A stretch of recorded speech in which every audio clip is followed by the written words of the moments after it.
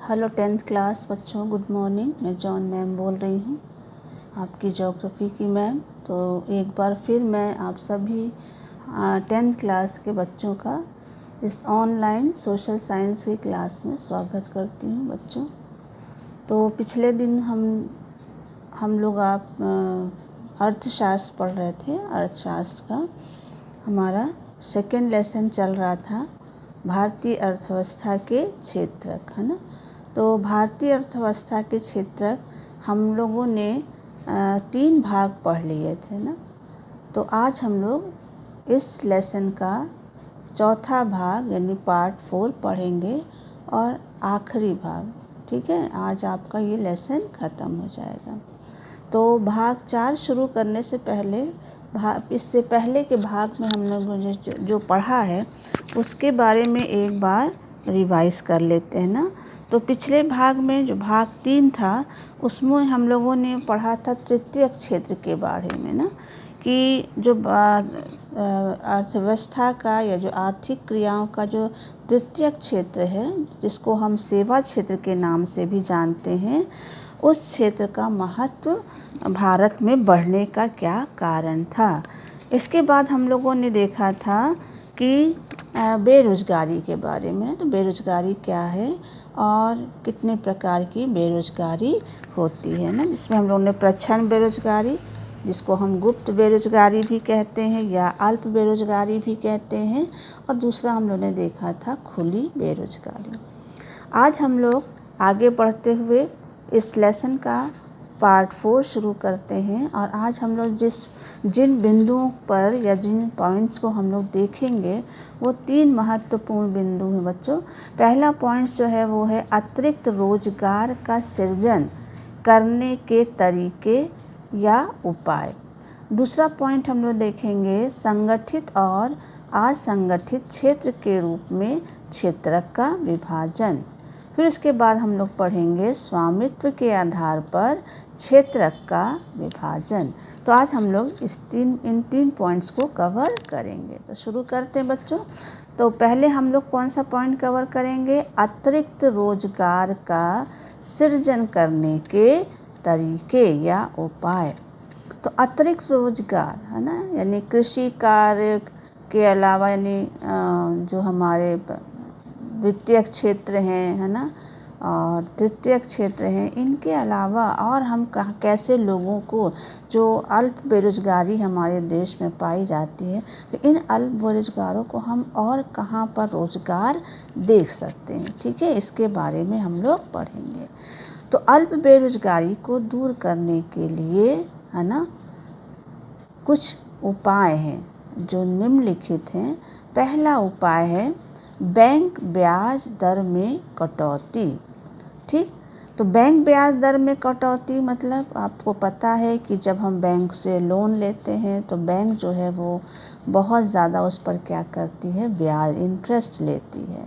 तो अगर बैंक जो है वो जो ऋण देती है या जो कर्ज़ा देती है, अगर उस पर लिए जाने वाले ब्याज जो होता है, इंटरेस्ट होता है, अगर उसमें क्या कर दे, कटौती कर दे या उसमें कमी कर दे, है ना। तो अगर ब्याज दरों में कटौती करके अगर बैंक जो है वो लोगों को क्या कर दे, ऋण दे, तो फिर लोग जो है वो आसानी से क्या कर सकते हैं बच्चों, उस पैसे से, है ना, अपने लिए कोई स्वयं रोजगार या कोई कुटीर उद्योग क्या कर सकते हैं, शुरू कर सकते हैं। तो ना केवल उनको काम मिलेगा, उनके परिवार को मिलेगा, बल्कि गांव के और भी बहुत से लोगों को वो क्या कर सकेंगे बच्चों, काम दे सकेंगे, ठीक है। दूसरा उपाय क्या कर सकते हैं हम अतिरिक्त रोजगार सृजन के लिए, वो है अर्ध ग्रामीण क्षेत्रों में, है ना, उद्योगों और सेवाओं को बढ़ावा देना। यानी उद्योगों के साथ साथ और किन चीज़ों को बढ़ा, सेवा में क्या क्या आ जाएगा, जैसे आपका परिवहन है, व्यापार है, संचार है ना। तो इन अतिरिक्त जो सेवाएं हैं उनको भी क्या किया जाए, बढ़ावा दिया जाए। तो जो ये अतिरिक्त सेवाएं होंगी वो उनमें लोगों को काफ़ी क्या मिलेगा, रोजगार मिलेगा। और इस तरह से जो अल्प बेरोजगारी की समस्या है वो भी क्या होती जाएगी, कम होती जाएगी। तीसरा तरीका क्या उपाय कर सकते हैं जिससे कि रोजगार मिले, लोगों को काम मिले, वो है बच्चों शीत भंडार की व्यवस्था। शीत भंडार यानी कोल्ड स्टोरेज की व्यवस्था करनी चाहिए, है ना।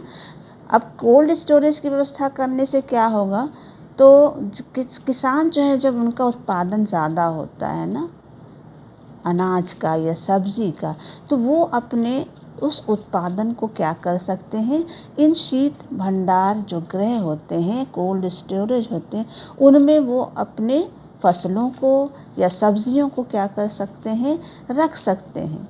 और उसके बाद उन्हें बेचकर उन्हीं सब्जियों या अनाज से वो अच्छी कीमत प्राप्त कर सकते हैं। तो जो शीत भंडार है उनके द्वारा जो किसान है वो अपने उत्पादों को वहाँ न केवल सुरक्षित रख सकते हैं बल्कि उसको फिर वो अच्छी कीमत पर क्या कर सकते हैं, बेच सकते हैं। चौथा उपाय या तरीका क्या होगा जो अतिरिक्त रोजगार सृजन के लिए, वो है हमारा जो कृषिगत उत्पाद होते हैं। कृषिगत उत्पाद मतलब जो कृषि से जो वस्तुएं या चीज़ें उत्पन्न होती हैं। कौन कौन सी चीज़ें हैं, जैसे आलू है, टमाटर है, प्याज है ना।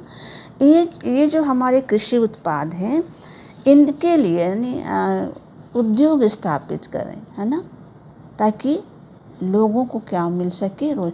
अब जैसे कि आपका आलू है, टमाटर है ना, तो इनसे संबंधित उद्योग खोला जाए, लगाया जाए। जैसे आलू है तो चिप्स के कारखाने लगा दिए ना, टमाटर है तो सॉस वगैरह के कारखाने लगा दिए, है ना।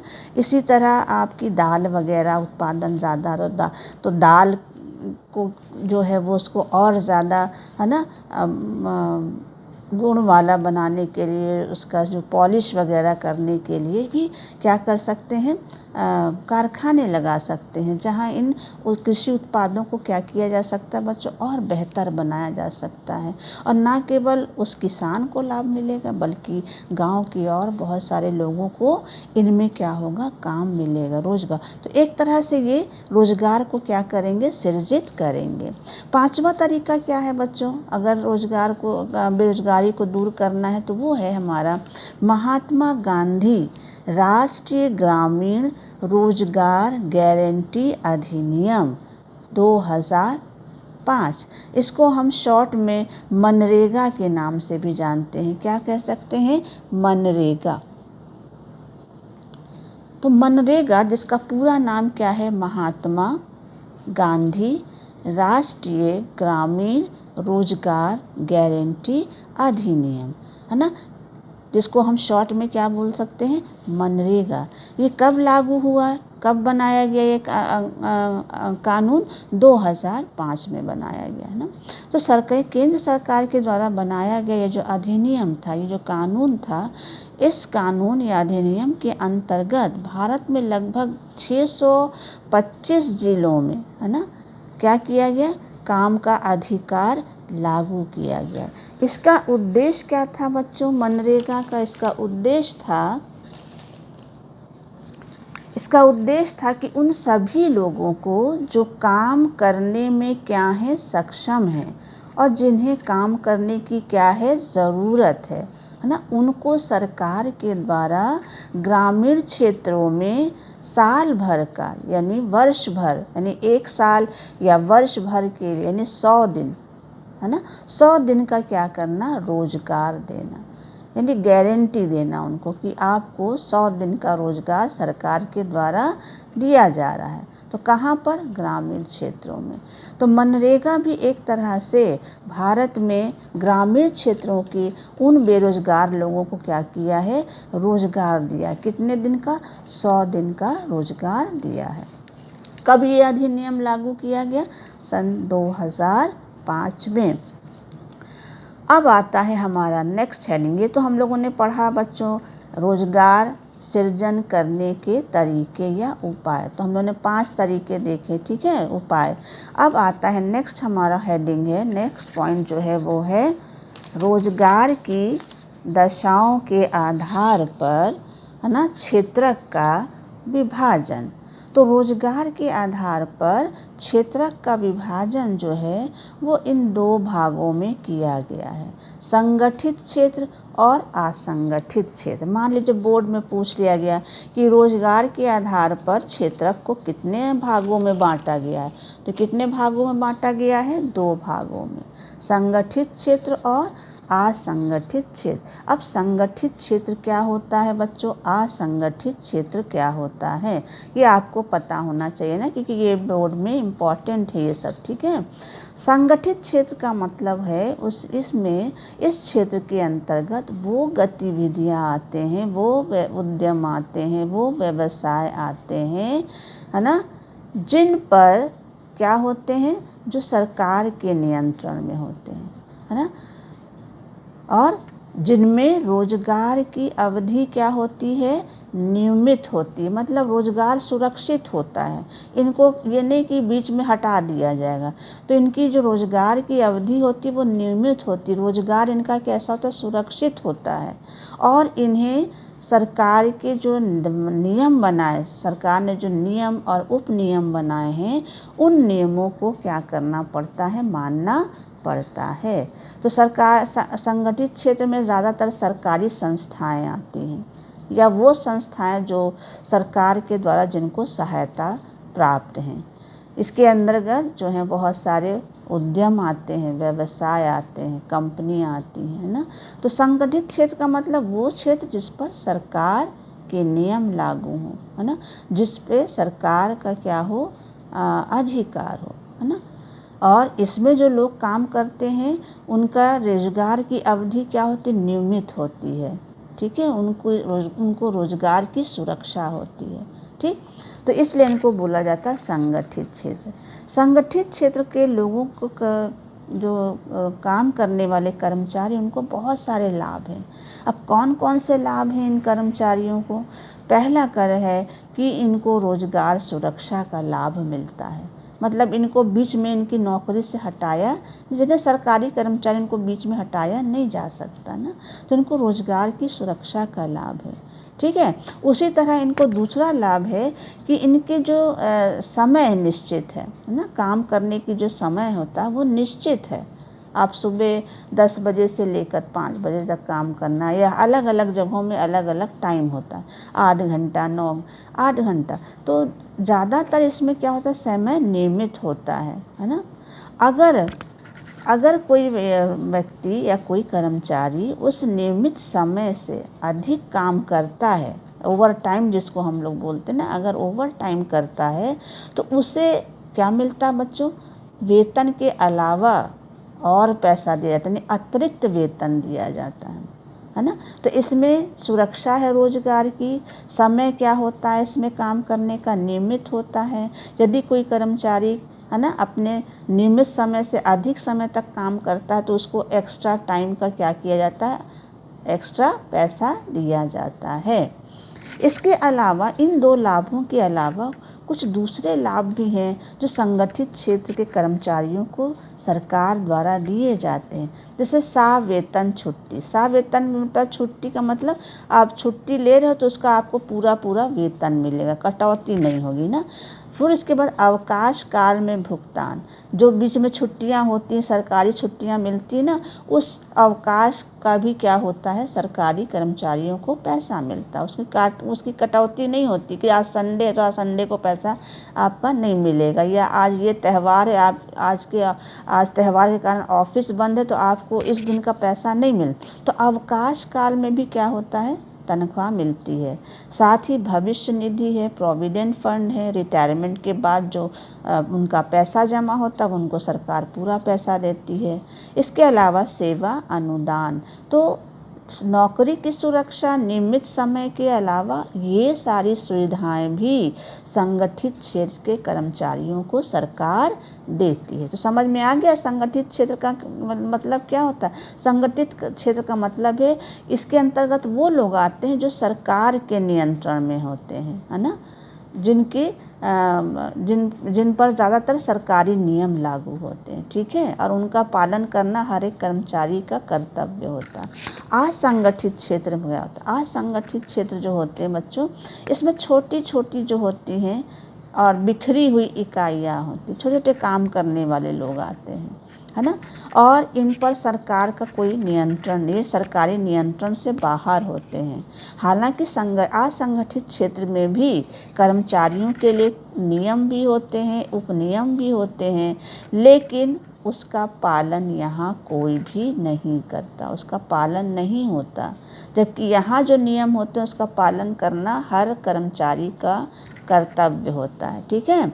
इसके अलावा बच्चों, इन असंगठित क्षेत्र के जो कर्मचारी हैं उनको कई सारी नुकसान उठाना पड़ता है, जैसे कि उनका रोज़गार जो है वो सुरक्षित नहीं होता है, रोज़गार की सुरक्षा नहीं है, कभी भी उनको नौकरी से बैठाया जा सकता है। दूसरा ये है कि उनके काम करने की जो अवधि है वो नियमित नहीं होती है, यानी काम करने के जो समय है वो नियमित नहीं है, कभी 10-10 घंटा 12-12 घंटा ड्यूटी हो जाती है, ठीक है। और उसके अलावा इनको सरकारी जो कर्मचारी होते हैं उनके समान छुट्टी, सवेतन छुट्टी, यानी छुट्टी भी मिले और उसका साथ में पैसा भी मिले, और ना ही इनको कोई अवकाश मिलता है। यही नहीं बच्चों, अगर बीमार भी हैं तो बीमारी के कारण भी इनको छुट्टी वगैरह नहीं। तो जितने प्राइवेट नौकरी होती है उनमें आप बीमार हैं तब भी आपको नौकरी जाना है, अगर आपने छुट्टी ले ली तो आपकी तनख्वाह कट जाएगी, लेकिन सरकार संगठित क्षेत्र में ऐसा नहीं होता, ठीक है। असंगठित क्षेत्र में कौन लोग आते हैं? असंगठित क्षेत्र में भूमिहीन श्रमिक हैं, छोटे किसान हैं, सड़कों पर जो सामान बेचने वाले लोग, छोटे मोटे होते हैं ना, जो फुटपाथ पर सामान बेचते हैं या फेरी लगाते हैं, है ना, श्रमिक हैं जो मजदूरी करते हैं, कबाड़ उठाने वाले हैं, दर्जी है ना, ये सभी लोग क्या हैं बच्चों? इसमें आते, असंगठित क्षेत्र में आते हैं। तो दर्जी हैं, कबाड़ उठाने वाले हैं, सड़कों के किनारे जो सामान बेचते हैं, फेरी लगाने वाले, छोटे किसान हैं, मजदूर हैं, भूमिहीन श्रमिक हैं, वो सभी असंगठित क्षेत्र में आते हैं। अब जानते ना, इनको कोई इनकी वो सरकार इनको अगर सामान बेचने ना निकले तो सरकार इनको कोई उसका पैसा नहीं देती है, तुम घर में बैठो मैं वेतन दे रहा हूँ, है ना। तो ये है संगठित और असंगठित क्षेत्र, ठीक है। अब आता है स्वामित्व के आधार पर भी क्षेत्रक का विभाजन किया गया। अभी हम लोग ने पढ़ा रोजगार की दशा के आधार पर क्षेत्रक का विभाजन, जिसमें हम लोगों ने संगठित और असंगठित क्षेत्र देखा। अब चलते हैं स्वामित्व के आधार पर क्षेत्रक का विभाजन। तो स्वामित्व के आधार पर क्षेत्रक का विभाजन इसको भी दो भागों में बांटा गया है, सार्वजनिक क्षेत्र, निजी क्षेत्र। ये तो शायद आपको पता ही होगा, सार्वजनिक अपने, है ना, थोड़ा बहुत तो इसके बारे में आपको जानकारी होगी ना बच्चों। तो सार्वजनिक क्षेत्र क्या है? सार्वजनिक क्षेत्र वो क्षेत्र होता है जो सरकार के अधीन होता है, यानी इसके अंतर्गत वे उद्यम, वो व्यवसाय, वो उद्योग आते हैं, वो संस्थाएं आती हैं जिन पर सरकार का क्या होता है? नियंत्रण होता है ना। उसको हम बोलते हैं सार्वजनिक क्षेत्र। कौन कौन से ऐसे संस्थाएं हैं जो इसमें आती हैं, जो सरकारी नियंत्रण में? जैसे आपका इंडियन रेलवे यानी भारतीय रेल, डाकघर, जहाज निर्माण, है ना, बहुत से हमारा जो लोहा इस्पात के कारखाने हैं, लोहा इस्पात उद्योग, ये सब किस में आते हैं बच्चों? सार्वजनिक क्षेत्र पर, क्योंकि इस पर सरकार का क्या होता है? नियंत्रण होता है, यानी ये क्षेत्र पूरी तरह से सरकार के अधीन होता है। अब निजी क्षेत्र क्या है?